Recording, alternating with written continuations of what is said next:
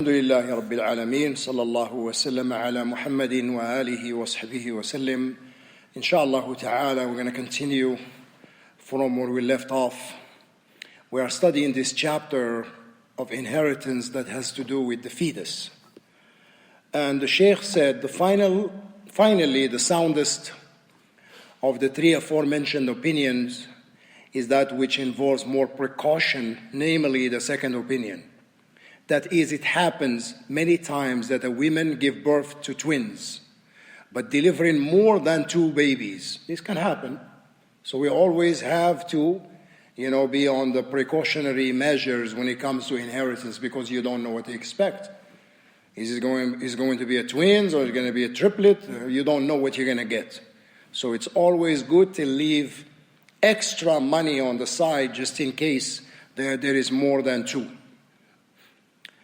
And if there is only one, what's the gender of the child? Is it a male or is it a female? So the male gets double share of the female, and the female gets one share. So that is very important that we use caution when it comes to that. The Sheikh said, rarely occurs, these things rarely occurs that a woman would give birth more than two.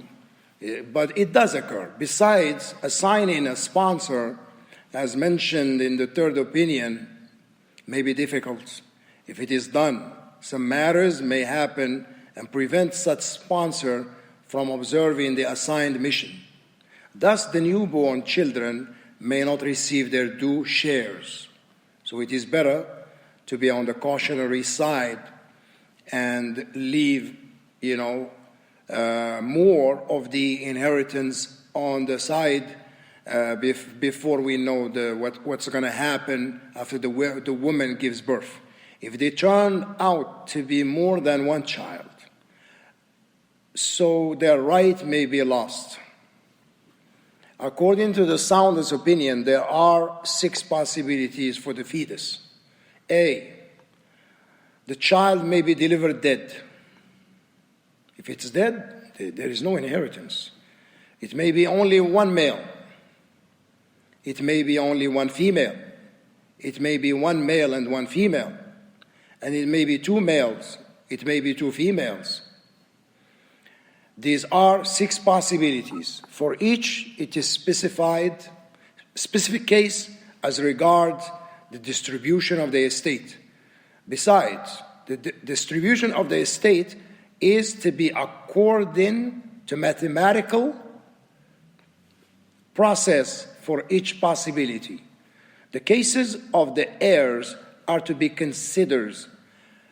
As for their heir, who gets the same share in all cases, he or she is to get his or her full share. However, those heirs whose share may differ in amount from a case to another are to receive the least of their shares. With regard to those who inherit, in some cases, and are blocked in others, they get nothing of the estate. Because we don't know, they may be like if the baby is born a male, and those are uncles and aunts, then what's going to happen? The baby is going to block them, because it's a son. It's a male. So he will block them. So those guys, we don't give them anything until we see what happened. If it's a female, they're going to get it. If the father is dead, if the father of the deceased is dead, then they will inherit. But if he's alive, he will block them as well. It's very important to know. The Sheikh said, they get nothing of the estate. After that, the remainder of the estate is to be reserved until the fetus is delivered. And its case is decided, as mentioned above, and Allah knows best. And it seems that this opinion that the Sheikh favors is the best of the opinion, because this opinion serves the interest of the newborn baby. or I should say the unborn baby. So that chapter is finished. We're going to go into another chapter, which is inheritance of a missing person. And this can happen, a missing person. So the missing person means the one whose state is not defined. And it is not known whether he's alive or dead. This may be due to traveling, participating in a battle, being shipwrecked, or being captured by enemies. Since the missing person state is not determined as to whether being existent or not, each case of the two has its own ruling. Some of these rulings pertain to his wife, his inheritance from others, being inherited by others, being an effective heir on the shares of other heirs. As neither of the two possibilities, being alive or dead, is considered more probable than the other, there must be a designated period until the real state of the missing person is verified, providing a chance to look for him. If that period elapses with nothing known about such a person, this will be evidence that he is no longer alive. In view of this, scholars unanimously have agreed to designate such a period. Yet there is a disagreement regarding how long it should be, according to two opinions. The first opinion, the criterion, is the estimation of the judge. So the judge is the one who gives the estimation. When the wife goes to the court, says, my husband, he has vanished, and then for this period of time and the like. So the judge regarding this period, this is because the original rule is that the original rule is that the missing person is alive. And this is not to be overlooked except with a decisive proof or the like. Because the origin, the man is still alive until we have evidence that says otherwise. It's very important. This opinion is unanimously adopted. It means there is consensus among the scholars, by the majority of the Muslim scholars, whether such a missing person is expected to be safe or deceased, and whether he has been lost before or after the age of 90. Thus, a missing person is to be expected to come back until there is no proof that he has, until there is a proof that he has died, or that period ends, after which it becomes certain that he has died. So basically, the origin, a person is still alive until we have an evidence that says that he's dead. Second opinion. This opinion adopts an elaborated view, which implies that the missing person has two cases. The missing person has two cases. If the first case, if the missing person is most likely to be deceased, it is imperative to wait for 4 years since he was last seen. He was last seen, so 4 years. To elaborate person such as those who go missing in a peril while fighting, or in a shipwreckage of which some passengers were safe while others drowned, and persons who are lost within the locality, for example, going out for prayer, never came back, are to be expected back for 4-year period since they were last seen. If no news about a missing person is heard throughout this period, means it's 4 years, he is surely deemed to be dead. The second case, if the missing person is most likely to be safe and sound, example, those who travel for trade, tourism, or learning, and nothing is heard of them, it is imperative, means it is a must, to wait until such a person reaches 90 years since his birth, and until it is not likely for him to be living anymore before declaring his death. The first opinion, referring to the estimation of the judge, is deciding the period to wait for a missing person to come back before declaring his death. Is the preponderance for such a period varies according to time, states, and persons. This is because communication and transport means have made the whole world much closer, quite unlike the past. So the Sheikh is telling you now that the past they used to go by 4 years, right? Some of the opinion go by, majority, they go by 4 years. After 4 years, if he's no longer, we did not hear anything from him, he did not come back to his family, then they will deem him to be dead. طيب. But the Sheikh is saying with modern technology today, with modern transportation, the scenario is not going to be the same. It's not going to be the same because now we have means of transportation that are much faster than before. Because before they didn't have airplanes, they didn't have express trains and stuff like that. But today we have those means, and we have also the means of communication. طيب.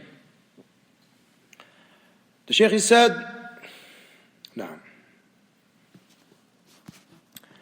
He said, if the person from whom the missing one inherits dies within the said designated waiting period, if the inherited person has no other heirs except the missing person, all his estate is to be withheld until it is clear whether the missing person is alive or dead, or the designated waiting period is over. So this is the case where someone dies and he doesn't have any heirs except the missing person. Except, like let's say he has a son, right? Or a wife, or a daughter, something like that. And they have disappeared. There's only one heir, okay, is missing. So we have to wait until that period is over. We have to wait for that period to be over. Scholars maintain different views concerning the issue of the inherited person who has heirs other than the missing person. Means there are other heirs beside the missing person. So there are two cases. The first case, the missing person is the only one. So that one, we wait until the period is over. Second case, the Sheikh is talking about, is when the person who dies leaves heirs and another heir, but he's missing.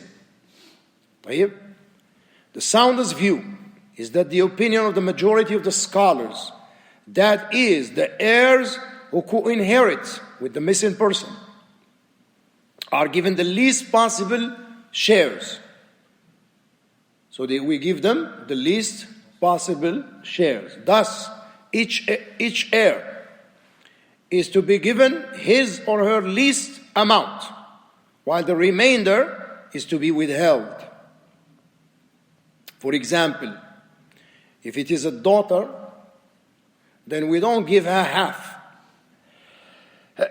We don't give her half.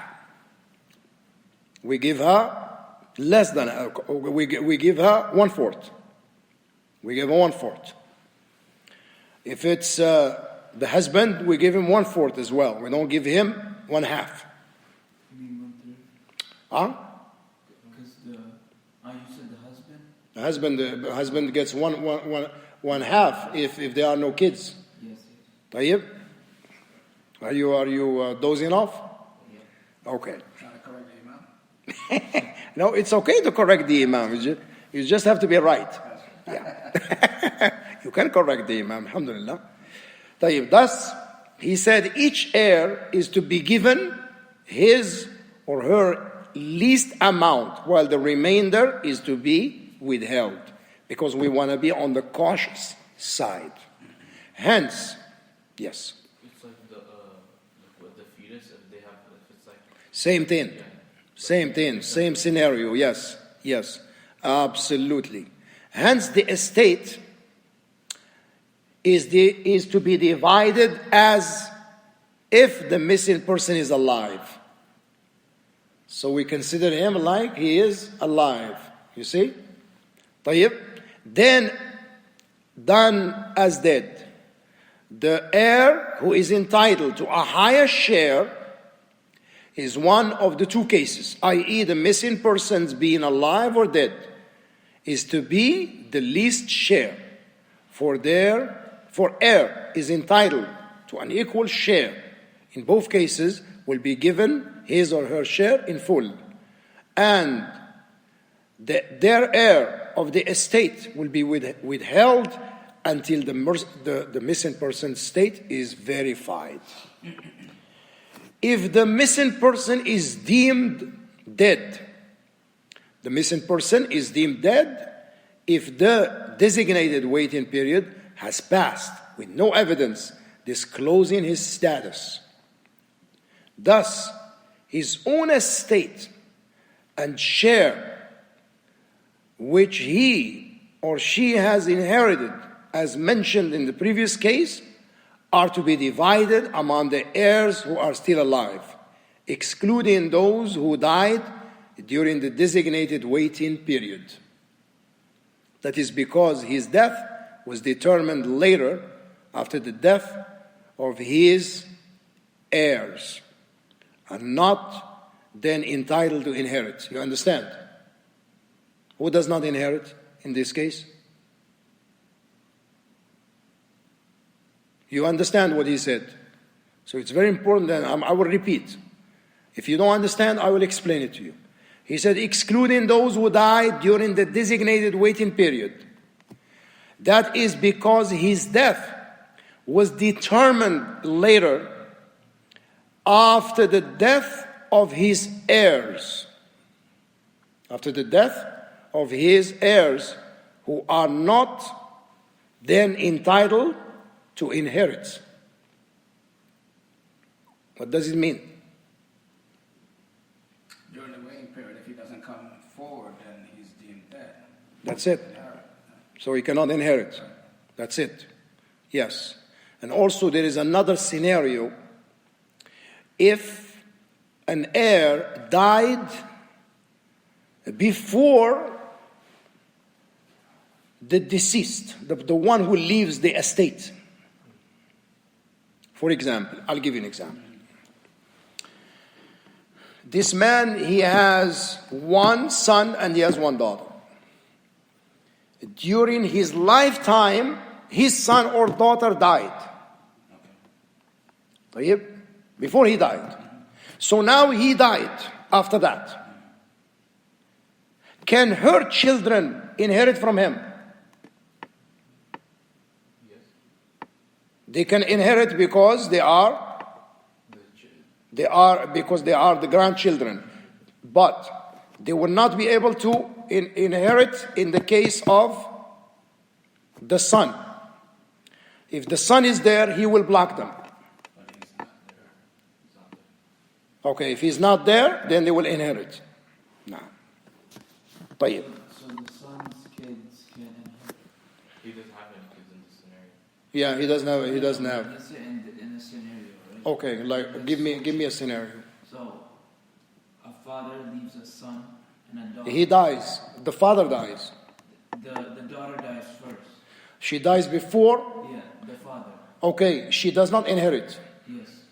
And then now, so the father passes. So the son, he has he has kids. So can the kids... If he has kids, the son, the kids, they don't inherit. He blocks them. Okay, but not the daughter if she has kids. No, the daughter is okay. Yes, but the son, he will block his children. They will not be able to inherit with him. But if he was not there, they will inherit. You see? Yeah, no. Right. So that's it for this chapter. Inshallah, next week we're going to read the inheritance of the drowned and those who are killed under collapsed buildings. Very interesting. Those who drowned and those who are killed under rubbles, under collapsed buildings. Like what's happening in Gaza, like for example, the people, they die under the rubble and the like. So this type of situations. Don't those type of people, they go straight to Jannah? There is a hadith, the Prophet sallallahu alaihi wasallam, he said that the shuhada, among the shuhada, the martyrs, is the one who dies under a collapsed building. There's a hadith about that. But of course, it got to be Muslim. Yeah. It has to be a Muslim. Yeah, no doubt. It does not apply to the kuffar. No. I heard it's also if you get drowned too. If you drown also, someone, for example, he was overwhelmed by a tsunami, for example, and then he died.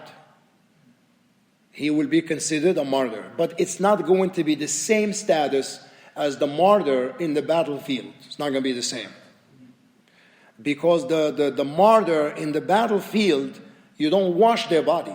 This one, you wash your body. You see the difference? So the one... They will get a reward of martyrdom, but it's not as the same as the one who dies in the battlefield. So the one who dies in the battlefield, he does get his body washed? No. You don't wash the body of the one who dies in the battlefield.